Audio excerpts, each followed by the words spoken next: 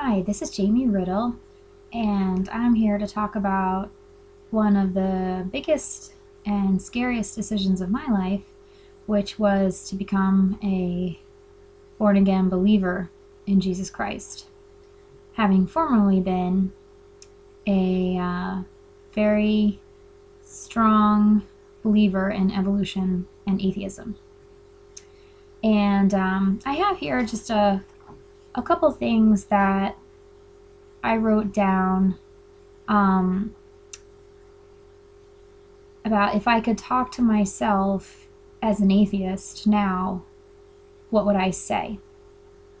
If going back I could see myself and the struggle that I was going through to find out what I really believed and live it, what would I say to myself?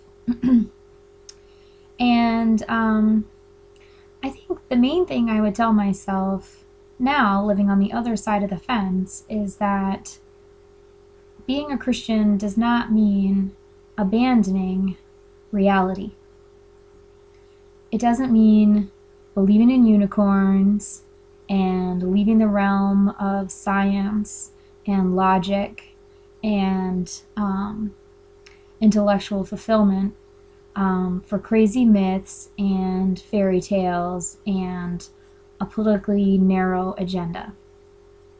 That's the main thing I would go back and tell myself. Not because before I was a Christian, I feared Christianity. Actually, I was young and I did not have a lot of political opposition to Christianity or the church the way that some people do today. For me, it was just an issue of what's true, what's really true in life. Because when it gets down to it, you have to be certain that what you believe is true in order to stand on it, in order to live by it.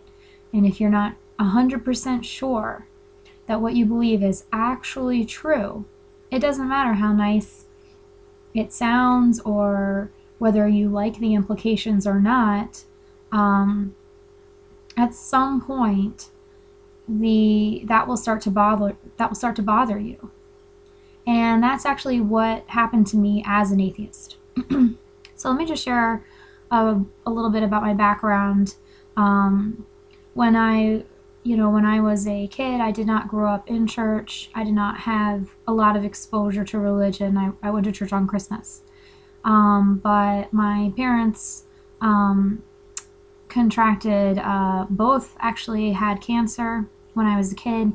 And by the time I was in 8th grade, I was sure that I was an atheist, that there was no God, that we were all just here on earth, and what happened to us is just by chance. And there's no one out there to help us. And I was pretty insistent about this starting as an adolescent, and that grew. My interest in atheism in general grew through my teenage years and into college. And by the time I got to college, I felt intellectually sure that atheism was correct, that there was no God, there was no afterlife, there was no supernatural, there wasn't even a soul, there was nothing. And I entered college intending to become an evolutionary biologist, and I was actually thrilled with atheist explanations of the world. And so, just like a normal person, a normal unbeliever, I believed that Genesis was a book of myths and that the Bible was helpful for some people who needed faith, or were brought up that way and needed to believe in a God. Similarly, other faiths were useful or traditional for most people in the world, but the bold truth of the world was that there was no God, there was nothing. And that was scary.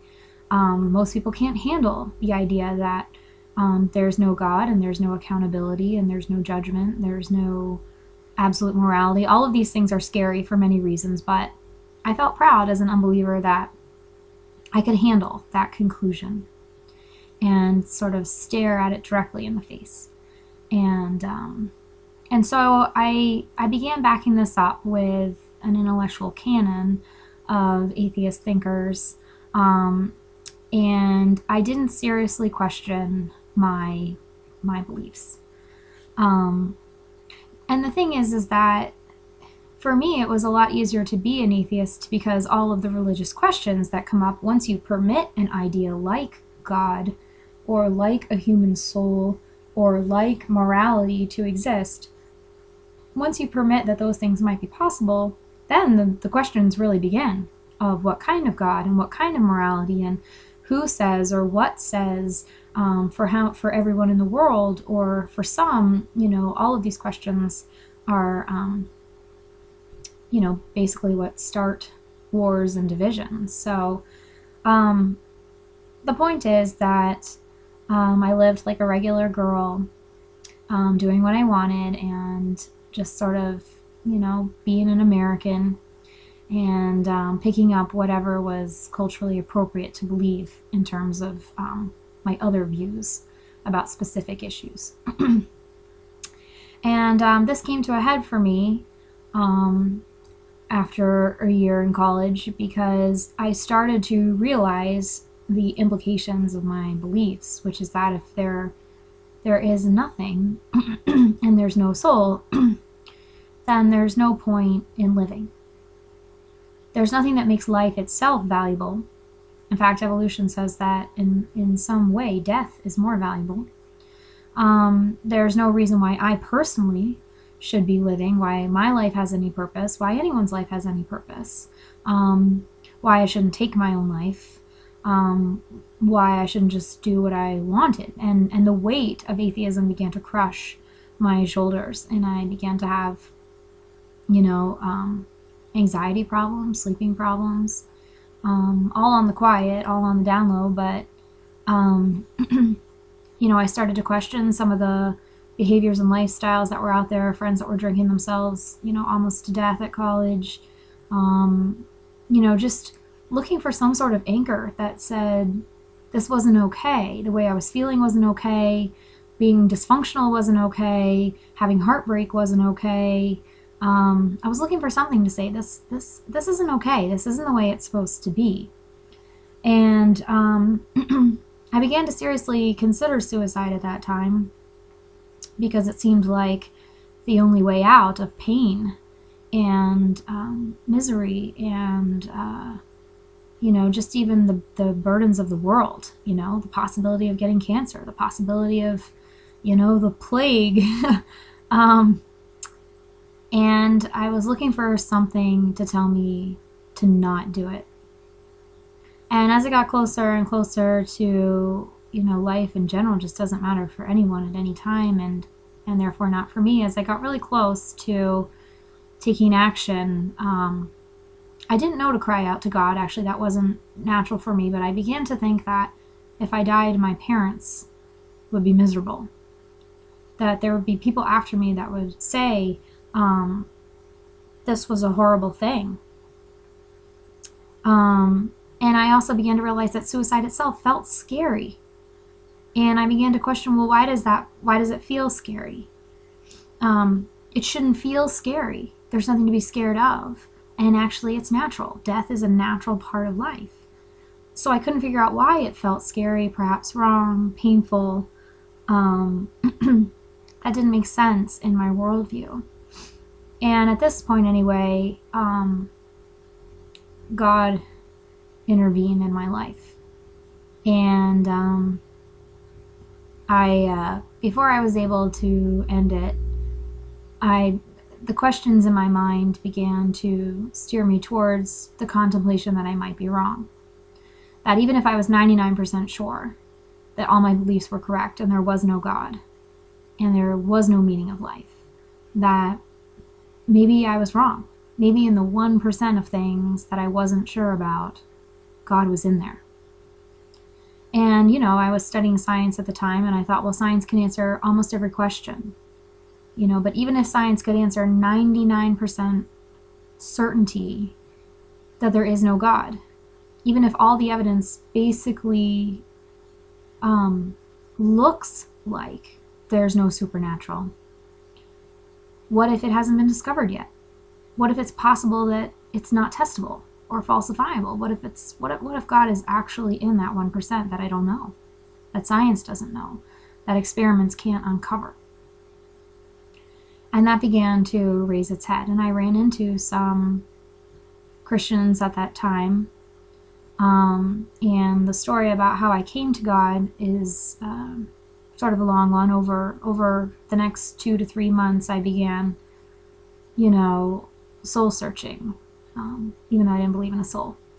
And I began to consider that very scary option that perhaps God really did exist, and that if he did exist, it meant something. In fact, it was the exact opposite of the way I'd been living my life. That actually God was real.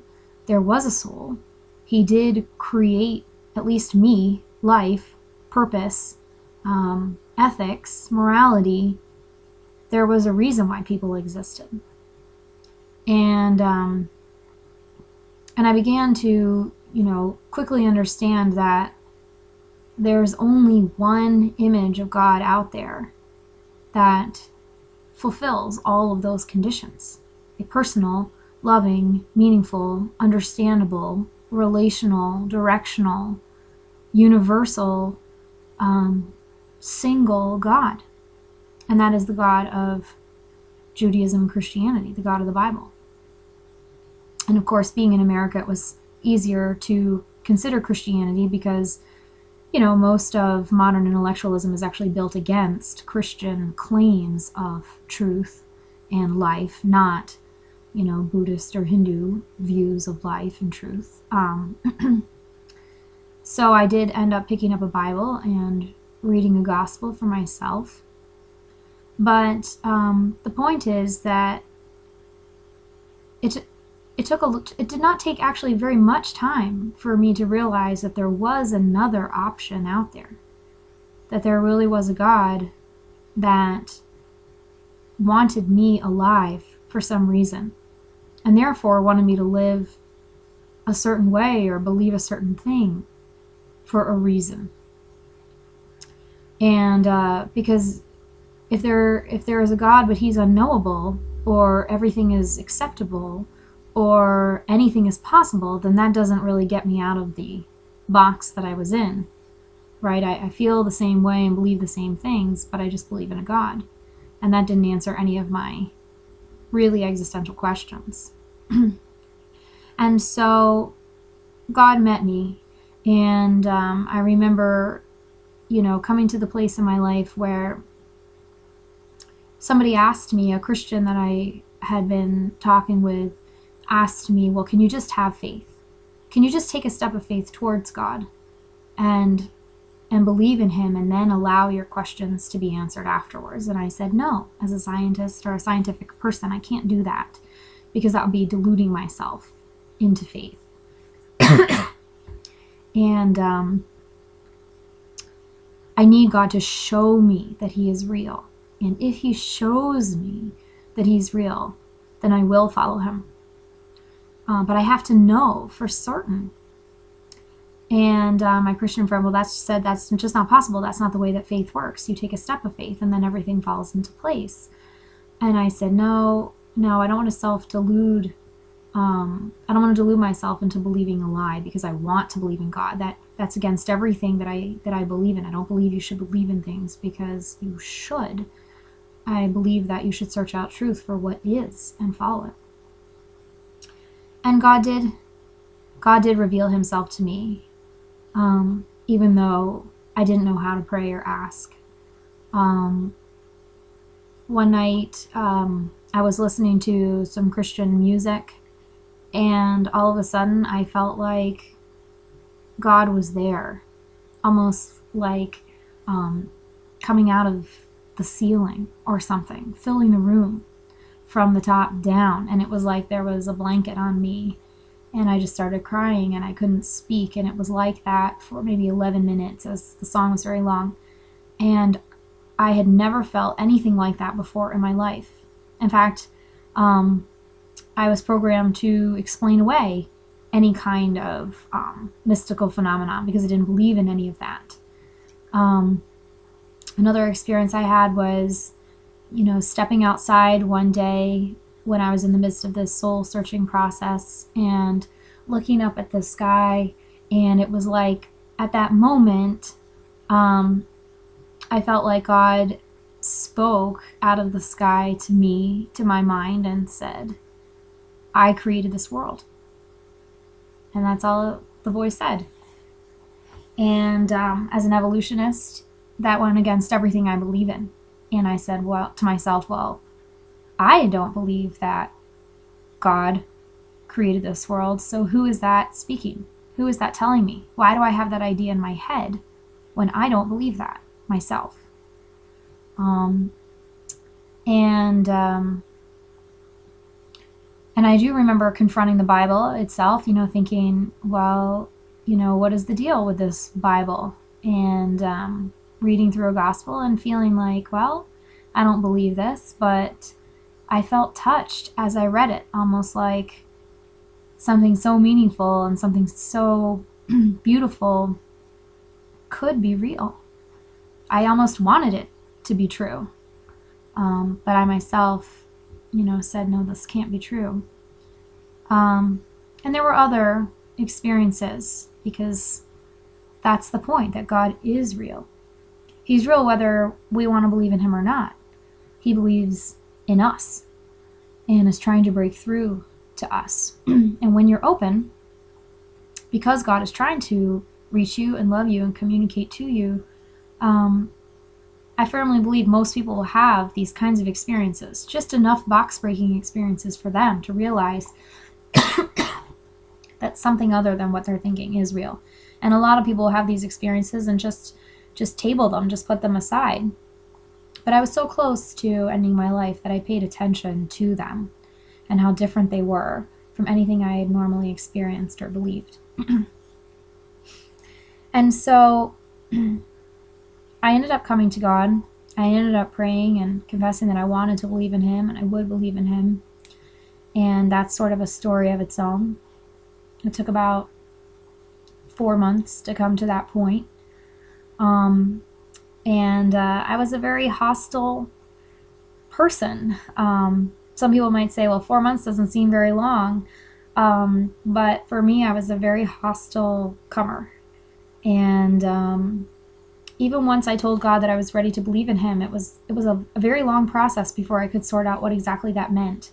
What other things did that mean? I needed to change my beliefs about what kind of person am I supposed to be now? And so I think if I could go back to that point where I was curious but obstinate that the Christian God was not for me, I think I would say, life on the other side of making that decision that the Christian God is real is not so scary. I had built it up in my mind as something that was so big, that it would be insane for a normal person to believe in these things. It would be irrational. It would be rude. It would be, a betrayal even of the kind of person that I believed, an American ought to be. But the fact is, it's not crazy and it's not insane, and it is very intellectually satisfying, actually, the process of really going through and figuring out really for yourself what is true about life and therefore what you're going to do about it has been a wonderful road. And I've never felt alone again.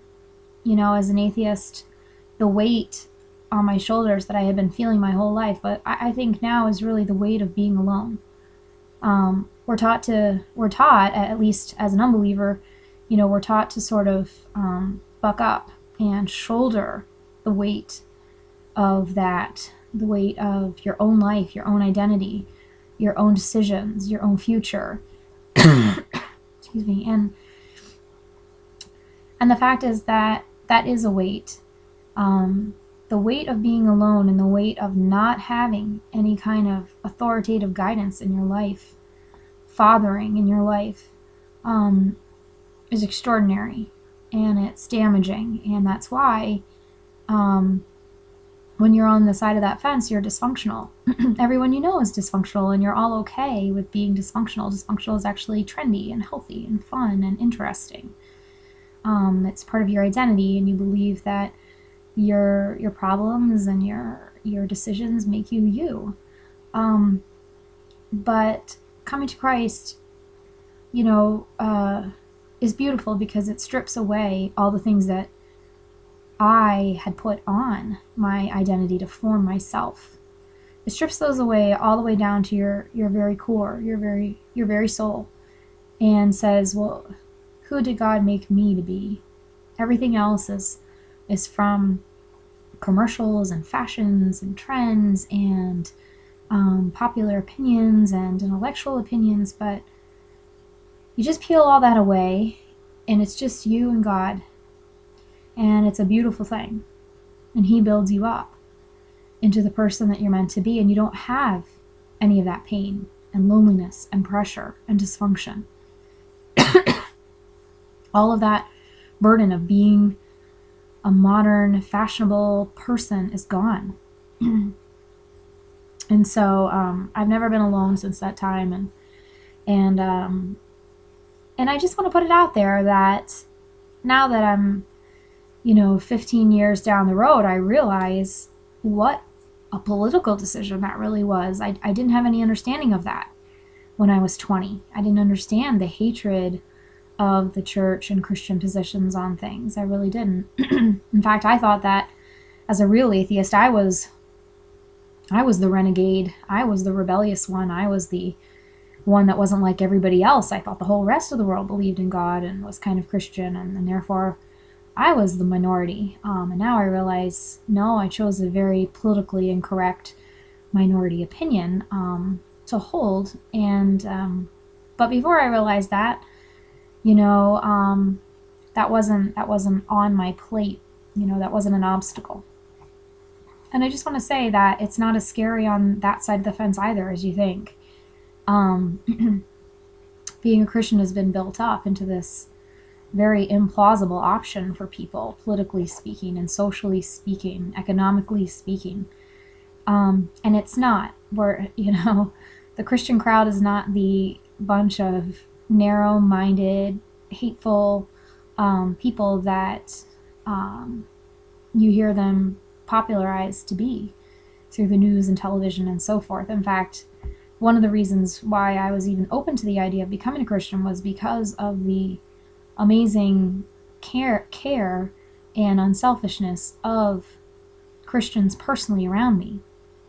I had never seen people that loved like them and were people who were loved like them, people whose parents actually really loved them and cherished them, and then therefore they wanted to grow up and be loving, cherishing parents themselves, people who were unselfish and not self-protective and not defensive. And I'm not saying that we're all perfect. We're Christian or not. We're all people that are flawed. But getting a group of Christians, real believing Christians, together in a room was something that I had never seen before. I had only been in a room of evolutionists and things like that before, and it really did open my eyes.